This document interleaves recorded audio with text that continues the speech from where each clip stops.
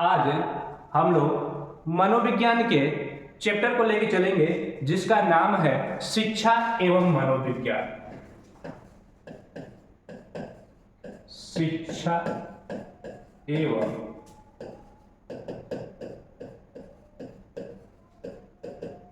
मनोविज्ञान। शिक्षा एवं मनोविज्ञान, इसकी अंग्रेजी होती है एजुकेशन एंड साइकोलॉजी। शिक्षा का हो गया एजुकेशन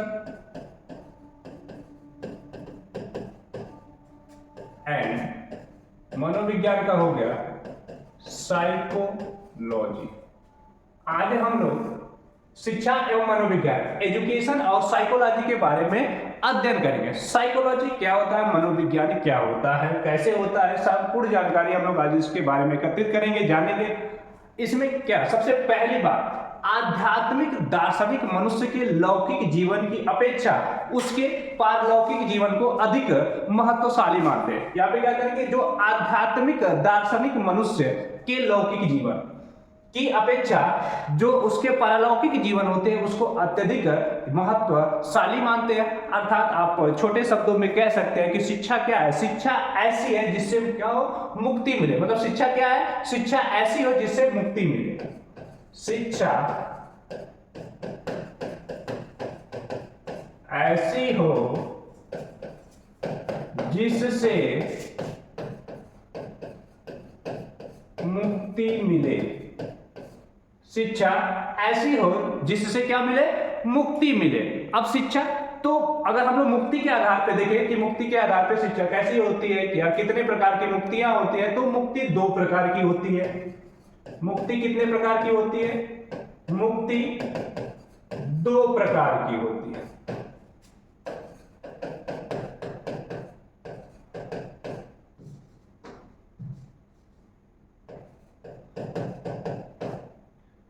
मुक्ति दो प्रकार की होती है। पहली जो मुक्ति होती है उसको हम लोग जीवन मुक्ति बोलते हैं।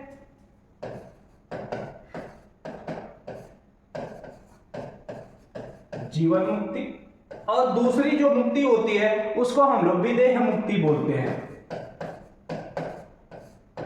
विदेह मुक्ति।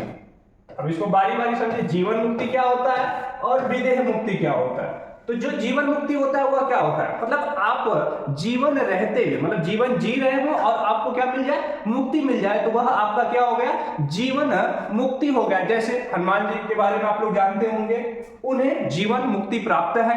और विदेह जो मुक्ति है, विदेह मुक्ति क्या है, विदेह मुक्ति वह मुक्ति होती है जिसकी देह ना हो।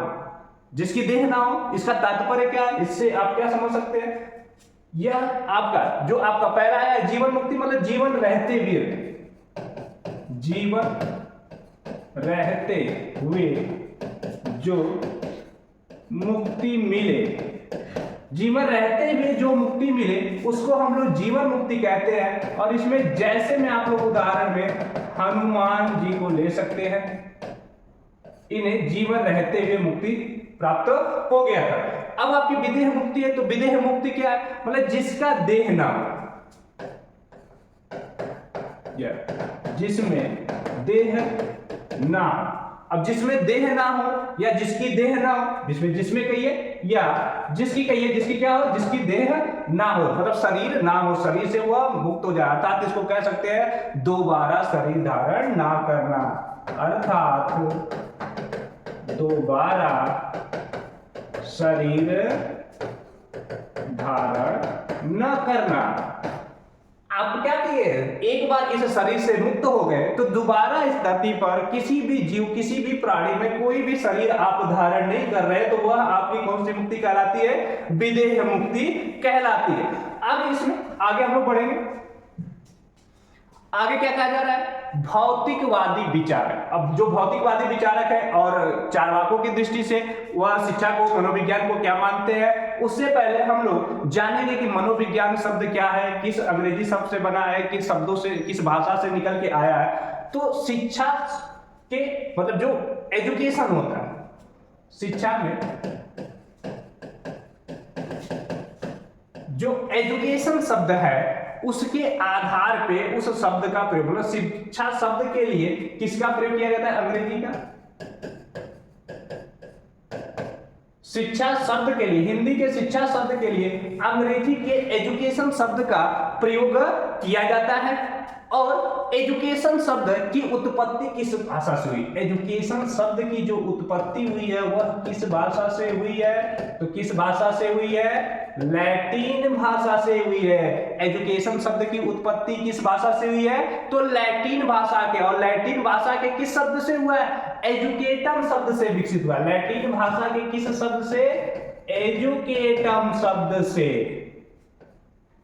देखिए, शिक्षा, शिक्षा की अंग्रेजी क्या होती है? एजुकेशन। और एजुकेशन किस भाषा के है? तो लैटिन भाषा के एजुकेटम शब्द से किसकी उत्पत्ति हुई है? एजुकेशन की उत्पत्ति हुई है। अब यहाँ पे और एजुकेशन शब्द, जो एजुकेशन शब्द आ रहा है उसमें क्या आ रहा है कि एजुकेशन शब्द में जो ई आ रहा है वह किसका प्रतीक हो गया? ड्यूको।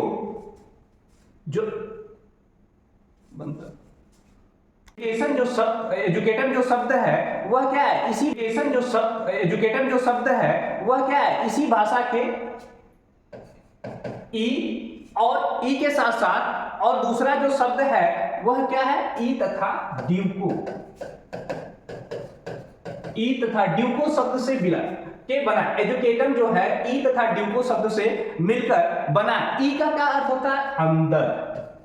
ई का जो अर्थ होता है वह क्या होता है? अंदर होता है। और ड्यूको का जो अर्थ होता है, ड्यूको का अर्थ क्या होता है? आगे बढ़ना। ई का मतलब अंदर और ड्यूको का मतलब क्या हो गया? आगे बढ़ना। आगे बढ़ना। तो यहां पे देखिए हो गया आगे, अर्थात आप इसको क्या कहते हैं कि एजुकेशन जो शब्द है अगर उसका पूरा मतलब निकाले एजुकेशन शब्द का, या तो उसको तोड़ के पार्ट में बता देगा। अगर एजुकेशन शब्द का पूरा मतलब आप निकाले तो आपको एजुकेशन मतलब शिक्षा क्या होगी? अंदर से आगे बढ़ाना। मतलब शिक्षा क्या है? शिक्षा वह है जो आपको अंदर से आगे बढ़ाए। एजुकेशन का अर्थ क्या हो जाएगा? अंदर से आगे बढ़ाना, यह इसका मतलब हो जाएगा। अर्थात आप इसको कह सकते हैं जन्मजात शक्ति को बाहर अभिव्यक्त करना ही क्या कहलाती है? शिक्षा कहते हैं। अगर शिक्षा का कोई पूछ दे कि शिक्षा क्या है, तो जन्मजात शक्ति को बाहर अभिव्यक्त करना ही क्या है? शिक्षा है। जन्मजात शक्ति को बाहर अभिव्यक्त करना शिक्षा है। आइए फिर से इसको हम लोग समझते हैं। शिक्षा, शिक्षा क्या है? शिक्षा हिंदी का शब्द है जो अंग्रेजी के एजुकेशन शब्द से बना हुआ है। एजुकेशन शब्द की उत्पत्ति लैटिन भाषा के एजुकेटम शब्द से हुआ है। और यह एजुकेटम दो शब्दों को मिलाकर बना है, ई तथा ड्यूको। ई का अर्थ होता है अंदर और ड्यूको का अर्थ होता है आगे बढ़ना। अर्थात अंदर से, अगर एजुकेशन शब्द में चला जाए तो एजुकेशन शब्द का क्या अर्थ हो जाएगा कि एजुकेशन शब्द का अर्थ हो जाएगा अंदर से आगे बढ़ाना। अर्थात इसको कह सकते हैं हम जन्मजात शक्ति को बाहर अभिव्यक्त करना ही क्या कहलाता है? शिक्षा कहलाता है। अब हम लोग आएंगे शिक्षा में जो कुछ भौतिकवादी विचारक है और चार्वाक है, वह लोग क्या कहते हैं, कुछ मनोवैज्ञानिक लोगों को हम लोग समझते हैं। भौतिकवादी विचारक को लेते हैं। जो भौतिकवादी विचारक, जो भौतिकवादी विचारक है वह शिक्षा को क्या कहते हैं? वह शिक्षा को क्या मानते हैं? तो जो भौतिकवादी विचारक है वह क्या कहते हैं कि मनुष्य के लौकिक जीवन को ही सत्य मानते हैं। मनुष्य का लौकिक जीवन, मनुष्य के लौकिक जीवन को ही सत्य मानते हैं।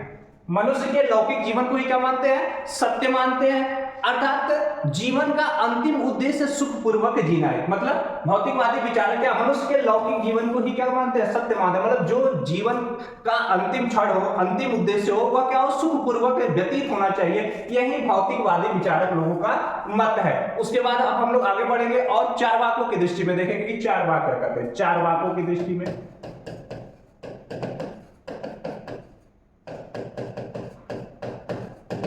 चारवाकों की दृष्टि में। अब चारवाक क्या कहते हैं, यह क्या कहते हैं शिक्षक? शिक्षा वह है जो मनुष्य को सुखपूर्वक जीवन व्यतीत करने योग्य बनाती है। मतलब शिक्षा क्या है? शिक्षा वह है जो मनुष्य को सुखपूर्वक जीवन व्यतीत करने योग्य बनाती है।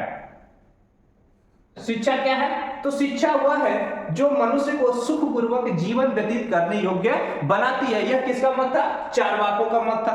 और हर्बर्ट स्पेंसर यह क्या कहते हैं? हर्बर्ट स्पेंसर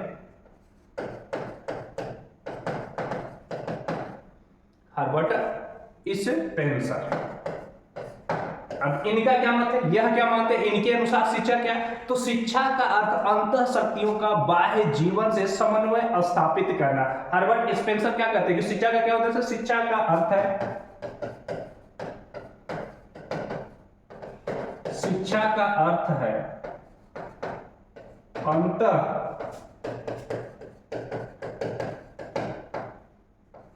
अंतः शक्तियों का बाह्य जीवन से समन्वय स्थापित करना।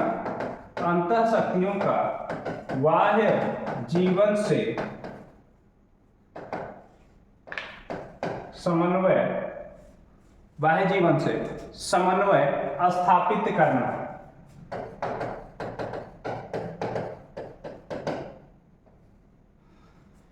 देखिए अब इसको फिर से, जो भौतिकवादी विचारक है वह क्या मानते हैं कि मनुष्य के लौकिक जीवन को ही सत्य मानते हैं, कि मनुष्य जीवन का जो अंतिम उद्देश्य है, मनुष्य के जीवन का वह अंतिम उद्देश्य क्या? भौतिकवादी विचारक के अनुसार कि वह कैसे जी रहा है? सुखपूर्वक जी रहा। चारवाकों की दृष्टि में क्या रहा है कि शिक्षा वह है जो मनुष्य को सुखपूर्वक जीवन व्यतीत करने योग्य बनाती है। मतलब शिक्षा क्या है? शिक्षा वह है जो मनुष्य को सुखपूर्वक जीवन व्यतीत करने योग्य बनाती है। वही आगे हर्बर्ट स्पेंसर के अनुसार इनका क्या मानना है कि शिक्षा का अर्थ है अंतः शक्तियों का बाह्य जीवन से समन्वय स्थापित करना। मतलब शिक्षा का अर्थ क्या हो रहा है कि अंतः शक्तियों का बाह्य जीवन से समन्वय स्थापित करना, ये क्या कहलाता है? शिक्षा कहलाता है। जन्म के समय कुछ जन्मजात शक्तियां बीज रूप में समाहित रहती है। प्रत्येक बालक के जन्म से, जब भी जन्म हुआ लेता है बालक, तो उसमें कुछ न कुछ शक्तियां होती है जो उसके अंदर क्या होता है? एक बीज के रूप में समाहित रहती है। अब जैसे जैसे उचित वातावरण के साथ संबंध स्थापित होने पर जन्मजात शक्तियां बाह्य रूप से प्रकट होती है। मतलब जैसे उनके साथ वातावरण समाहित होगा, जैसा सकारात्मक वातावरण रहेगा तो उनकी सकारात्मक शक्तियां बाहर आती हैं, नकारात्मक वातावरण रहेगा तो उनकी क्या होती है? नकारात्मक शक्तियां बाहर आती हैं। शिक्षा क्या है? तो शिक्षा शब्द का प्रयोग कितने रूपों में करते हैं हम लोग? 2 रूपों में। शिक्षा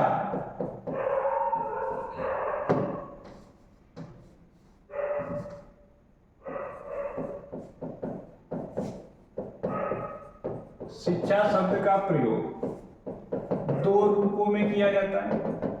शिक्षा शब्द का प्रयोग 2 रूपों में किया जाता है। पहला प्रक्रिया रूप में, पहला प्रक्रिया रूप में, और दूसरा होता है जो शिक्षा का प्रयोग वह परिणाम रूप में होता है। एक शिक्षा का रूप होता है प्रक्रिया रूप और दूसरा होता है परिणाम रूप। ठीक है। अब प्रक्रिया रूप में क्या होता है? इसमें शिक्षा चल रही है। इसमें क्या होती है? इसमें शिक्षा चल रही है। इसमें शिक्षा चल रही है। और परिणाम रूप में क्या हो गया कि उसने उच्च शिक्षा प्राप्त की है। उसने क्या कर लिया? उच्च शिक्षा प्राप्त कर लिया। उसने उच्च शिक्षा प्राप्त कर ली है। ठीक है। आगे शिक्षा क्या है? तो शिक्षा वह है जो हमें क्या करे? मुक्ति दिलाए। यह किसने किया था? शंकराचार्य ने। सविद्या या विमुक्त है। मतलब शिक्षा क्या है? जो शिक्षा वह है जो हमें क्या करे? मुक्ति दिलाए। शिक्षा वह है जो हमें मुक्ति दिलाए। यह किसका मत है? तो यह शंकराचार्य के द्वारा कहा गया। शंकराचार्य के अनुसार, शंकराचार्य के अनुसार आगे विवेकानंद जो है वह क्या कहते हैं, विवेकानंद क्या कहते हैं, स्वामी विवेकानंद के अनुसार, स्वामी विवेकानंद के अनुसार। अब इन्होंने शिक्षा के बारे में क्या कहा, मनुष्य की अंतर्निहित पूर्णता को अभिव्यक्त करना शिक्षा, मनुष्य की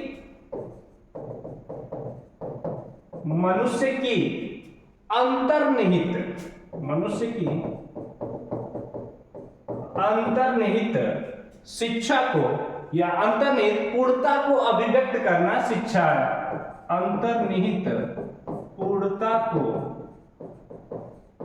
अभिव्यक्त करना शिक्षा है। अब यह स्वामी विवेकानंद के अनुसार हो गया कि मनुष्य की अंतर्निहित पूर्णता को अभिव्यक्त करना शिक्षा है।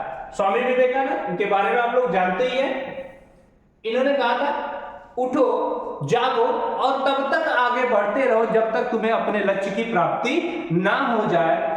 इन्होंने बहुत बड़ी यह बात कही हुई है कि उठो तब तक आगे बढ़ो और बढ़ते जाओ जब तक तुम्हें अपने लक्ष्य की प्राप्ति ना हो जाए।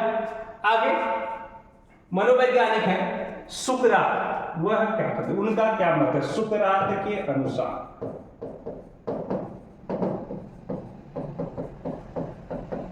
सुकरात के अनुसार, सुकरात क्या कहते हैं, सुकरात कहते हैं कि शिक्षा का अर्थ उन सर्वमान्य विचारों को विकसित करना जो प्रत्येक मनुष्य के मस्तिष्क में विलुप्त है। मतलब शिक्षा क्या है, सुकरात बहुत बड़े दार्शनिक थे, इन्होंने एथेंस राज्य में एथेंस लोगों को एजुकेशन के बारे में बताया कि किसी अंधविश्वास में पढ़ने से कोई महान नहीं बन जाता, कोई देश का विकास नहीं हो जाता। यदि देश का विकास करना है तो प्रत्येक व्यक्ति को क्या रहना होगा, एजुकेटेड रहना होगा, शिक्षित होना होगा। और इन्होंने शिक्षा को लेकर अपना मत दिया था कि शिक्षा का अर्थ उन सर्वमान्य विचारों को विकसित करना है जो प्रत्येक मनुष्य के मस्तिष्क में विलुप्त है। मतलब शिक्षा सबके मनुष्य के अंदर भरी रहती है, लेकिन वह क्या करते हैं, परिस्थितियों के, रूढ़िवादितों के, अंधविश्वासों के गुलाम में इतने जकड़े रहते हैं कि उनके अंदर से वह एजुकेशन जो होता है जिससे देश का विकास हो वह बाहर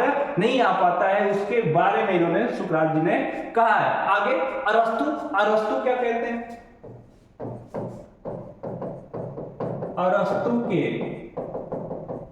अनुसार, अरस्तु है, अरस्तु क्या कहते हैं, अरस्तु क्या कहते हैं कि स्वस्थ शरीर में स्वस्थ मस्तिष्क का निर्माण करना ही शिक्षा है। स्वस्थ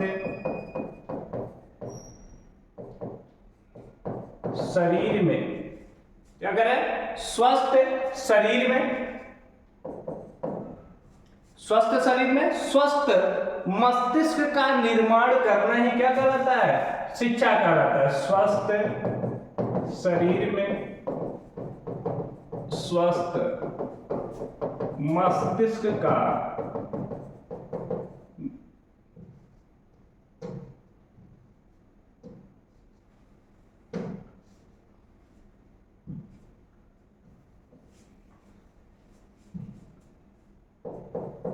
निर्माण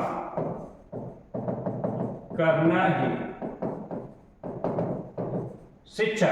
यह अरस्तु के अनुसार स्वस्थ, क्योंकि अगर मनुष्य का शरीर स्वस्थ नहीं है, वह बीमारियों से उलझा हुआ है, जकड़ा हुआ है, तो कहीं ना कहीं उसके अंदर क्या होगी, समस्याएं आएंगी। जब वह शरीर से ही स्वस्थ, बीमारी से बुखार पड़ के लटका हुआ है, उसे उठ के बैठ ही नहीं जा रहा है, तो पड़ेगा कहां से, उसका विकास कहां से होगा, शिक्षा कहां से लेगा। इसीलिए कह रहे हैं कि स्वस्थ, हमारा शरीर स्वस्थ है तो हमारा क्या होगा, स्वस्थ मस्तिष्क का निर्माण होगा।